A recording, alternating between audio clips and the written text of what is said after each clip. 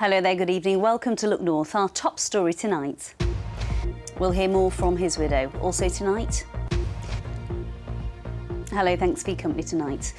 The widow of an army officer who died on an American airbase in Cyprus says she wants justice and a trial following new revelations 7 years after her husband died. Anthony Oxley from Wakefield lost his life in a fatal road crash on the airbase in 2016. Now, a Cypriot coroner said police had recommended criminal charges against the driver, a US serviceman. But he wasn't charged because the American authorities took over the investigation. Tom Ingle has more details.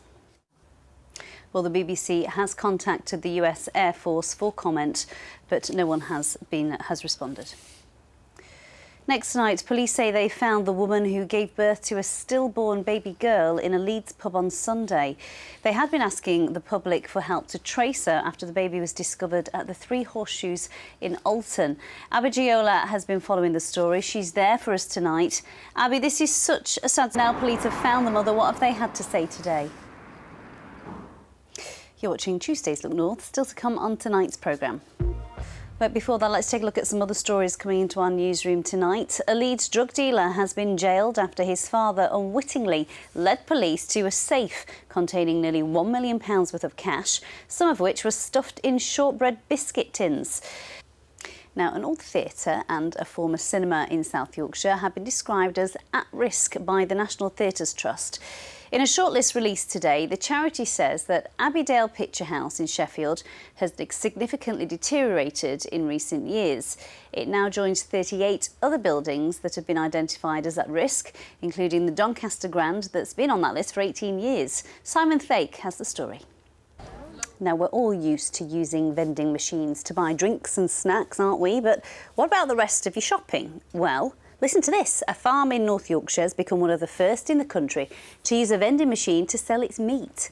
Mark and Louise Day installed the machine to keep their produce frozen on their farm in Inglebury Greenhow. Phil Connell went to see how it all works. What have you discovered that might impact us back at home? Well, it's a long... science is a long process, you know, so we're just at the start here. Places to live in the world. So what challenges have you faced while you've been trying to carry out these experiments? Well, ice moving in the background as you speak. You're on the ship, the David Attenborough ship, so give us a little tour.